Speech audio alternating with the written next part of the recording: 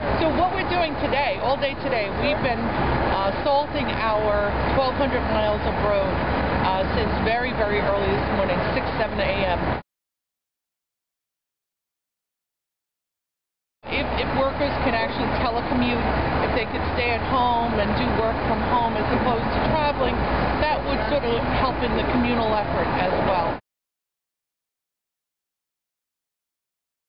Senior in the neighborhood, check on the senior, someone who might be a little more vulnerable, get your cars off the roadways, and when it's safe to go out and start shoveling, you can shovel out. If you have a fire hydrant in front of your home, try to dig that out. The life you save may be your own, your family's, and neighbors, and so help our firefighters or emergency people so that they can do their job as well.